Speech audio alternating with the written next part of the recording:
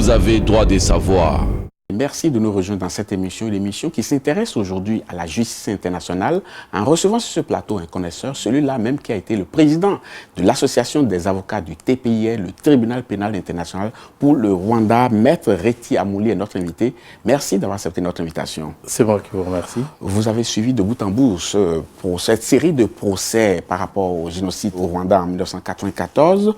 Avec du recul et avec tout ce qui s'est passé, quelles sont les insuffisances que vous avez notées par rapport à cette juridiction? Avant de parler des insuffisances, je crois qu'il vaut mieux que je dise effectivement que le tribunal pénal international pour le Rwanda, globalement en termes d'équilibre de droit et en termes de justice, a quand même le mérite d'avoir effectivement rendu justice. Bien entendu, il y a des insuffisances, maintenant on peut en parler, et ces insuffisances proviennent tout simplement de ce que malheureusement le procès a eu, ou les procès ont eu une connotation très colorée politiquement. Ce que certains ont appelé la justice des vainqueurs, non? C'est la justice des vainqueurs. Les Nations Unies n'ont pas réussi à se placer au niveau des leçons qu'ils donnent aux États membres, notamment l'état de droit, le respect de la séparation des pouvoirs. Les Nations Unies étaient très présents, étaient très directifs, et surtout les États-Unis d'Amérique, qui se considéraient pratiquement comme propriétaires du tribunal ou propriétaires des Nations Unies en définitive, ce qui a quand même conduit à ce que malheureusement le tribunal ferme sans avoir jamais déféré un seul Tutsi devant ces tribunaux. Avant de revenir au caractère déséquilibré quand même de certains procès, et on va s'intéresser même aux raisons pour lesquelles les États-Unis ont agi comme ça. Est-ce que ce n'est pas parce que c'est eux qui détenaient le cordon de la bourse? Je ne pense pas. Il y a des États qui ont quand même financé les tribunaux et certaines institutions judiciaires qui sont restés plutôt calmes, discrets. J'imagine que la Chine s'est montrée beaucoup plus bon élève en donnant de l'argent sans forcément intervenir. Mais bon, les États-Unis, à chaque fois qu'ils donnaient un peu d'argent, c'était pratiquement une occasion de pouvoir éventuellement envoyer des ambassadeurs, faire des réunions avec des juges, donner des directives aux juges, ce qui n'est pas acceptable. À regarder de près, je le disais tout à l'heure, c'était une justice des vainqueurs. Il n'y a que des Hutus qui ont été condamnés. Les Tutsis n'ont pas été du tout condamnés, ils ont été innocents. Non, ils n'ont même pas été poursuivis. Ils n'ont même pas été poursuivis, justement. Mais est-ce que cela ne nous amène pas aujourd'hui à dire que la paix qu'on a aujourd'hui, une paix relative, c'est une paix qui peut-être ne va pas faire long feu, non? Parce qu'aujourd'hui, c'est les Tutsis qui sont au pouvoir. Demain, peut-être les Hutus vont venir au pouvoir. Est-ce que cela ne laisse pas entrevoir un règlement de compte un jour? Lorsqu'on organise la justice, on part quand même du présupposé qu'il faut arrêter, détenir et éventuellement condamner pour éviter que l'on reprenne effectivement, que l'on retombe dans le même cycle. On a peut-être poursuivi des gens par présomption, c'est-à-dire vous avez été membre du gouvernement, donc vous êtes coupable, vous avez été chef des armées, donc vous êtes coupable, sans forcément essayer d'examiner les faits et trouver effectivement qui a fait quoi. L'autre aspect, c'est que d'autres présumés criminels de guerre rwandais sont aujourd'hui en fuite. On n'a pas réussi à leur mettre la main dessus, alors que cette juridiction va fermer ses portes. Ça veut dire qu'il y a des gens qui sont présumés coupables, mais qui sont dans la nature. Est-ce que cela ne laisse pas envisager un risque pour plus tard? Je crois que ces personnes s'occupent plutôt à fuir et à sauver leur peau. Ce qui va se passer, c'est que le jour où on mettra la main sur eux, ils devront éventuellement être poursuivis au Rwanda et par la justice rwandaise. Donc le principe de la justice pour tous n'est pas respecté du tout dans le cas d'espèce. En tout cas, dans le cas d'espèce, ça n'a pas été respecté. Tous les citoyens rwandais n'étaient pas égaux devant la justice.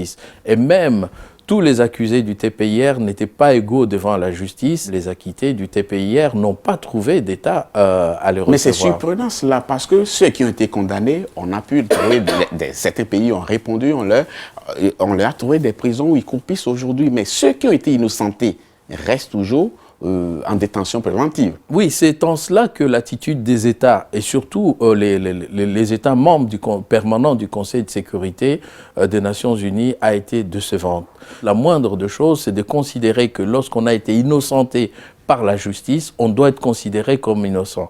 Or, les États membres du Conseil de sécurité ont décidé que tous ceux qui sont passés devant les TPIR n'étaient pas les bienvenus chez eux. Mais comment est-ce que vous expliquez cette attitude-là? Est-ce que c'est les États-Unis qui font pression sur les États ou les États ont peur des représailles des États-Unis? Les États membres du Conseil de sécurité eux-mêmes ne croient pas pouvoir défendre une personne qui a été acquittée devant le tribunal pénal international ou même laver son honneur. D'ailleurs, je dois vous dire une chose, ces gens qui ont été acquittés après avoir été traînés dans la boue pendant 17 ans, eh ben, ces gens-là n'ont droit à aucune indemnisation. Voilà encore une autre aberration de la part des Nations Unies. Le tribunal n'avait rien prévu pour eux, c'est cela? Rien prévu. Mais vous, les avocats, vous avez certainement le droit de dénoncer un certain nombre de choses et de monter au créneau. Est-ce que vous l'avez fait? C'est ce que nous avons toujours fait, c'est ce que nous faisons, mais on vous dit clairement, écoutez, bon, vous avez été son avocat, commis d'office, pendant qu'il était en procès. Une fois le procès terminé, monsieur, notre contrat avec vous est terminé. Mais les avocats ont continué à dénoncer ces faits. Sinon, notre association n'aurait pas des raisons d'être. Aujourd'hui, on parle beaucoup de la justice internationale, on parle surtout de la Cour pénale internationale qui plane sur les États ou sur les présumés coupables comme une épée de Damoclès. Et on reproche beaucoup à la Cour pénale internationale de ne faire le procès que des vaincus. Des vaincus. Eux, aujourd'hui, quand vous prenez du recul, qu'est-ce que vous dites? Est-ce que vous dites que bon, ces juridictions-là vont pouvoir permettre à ce que l'on instaure réellement un climat de paix et de sécurité dans les États, quand ça se passe de cette manière? Malheureusement, la Cour pénale internationale apparaît de plus en plus comme un commissariat de police pour les États-Unis, pour le Conseil de sécurité des Nations Unies et dans une moindre mesure pour l'Union européenne. Lorsqu'ils veulent éventuellement placer quelqu'un qui le gêne, etc., ils le placent en garde à vue là-bas. Bon, ils utilisent à ce moment-là la CPI, malheureusement, de la mauvaise manière. Et la CPI joue au shérif, en définitive, juste pour faire peur au chef d'État, alors que son rôle n'est pas d'intervenir dans les affaires politiques de gens, ni même de réglementer la vie politique des États. Il y a certains États ou certains dirigeants qui décrivent cela également, certainement qu'il arrive un moment où ils seront beaucoup plus forts et vont décrédibiliser cette juridiction-là. Est-ce que cela est à prévoir? C'est sûr que c'est à prévoir. Déjà, quand l'Union africaine, par exemple, dit « Écoutez, nous avons l'impression que cette juridiction, elle a été faite pour nous. C'est une sorte de Doberman juste pour pouvoir s'ingérer dans les affaires africaines. » Ça, c'est sûr et certain qu'il suffira tout simplement que les États refusent ou retirent leur coopération. On va prendre juste un ou deux exemples pour des faits d'actualité.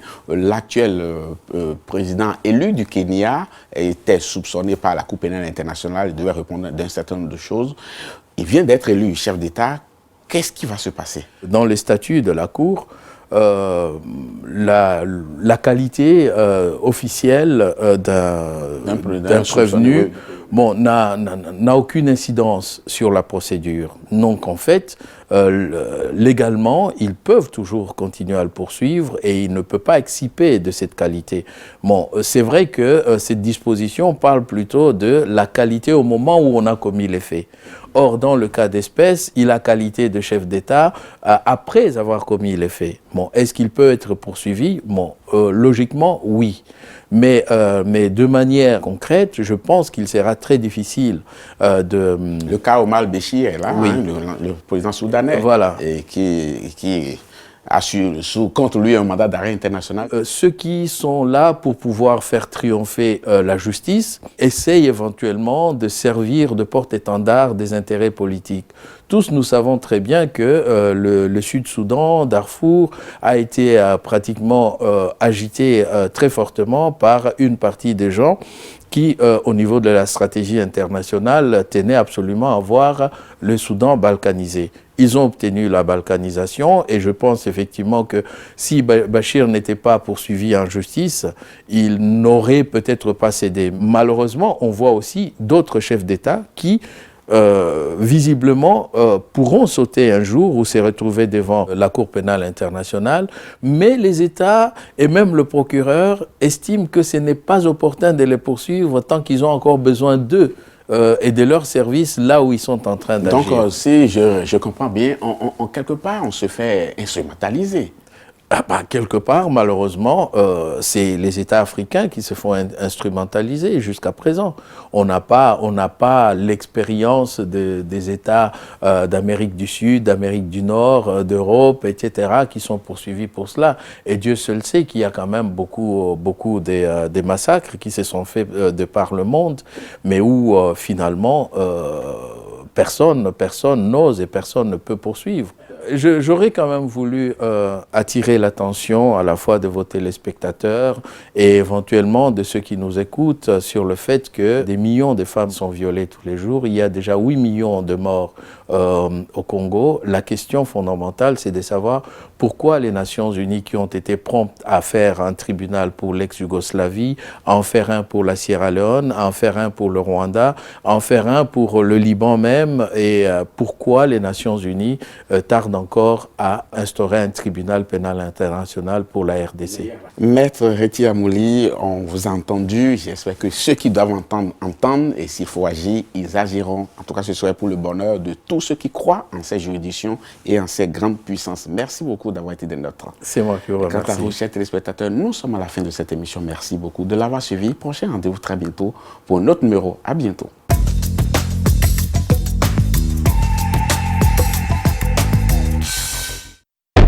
Vous avez droit de savoir.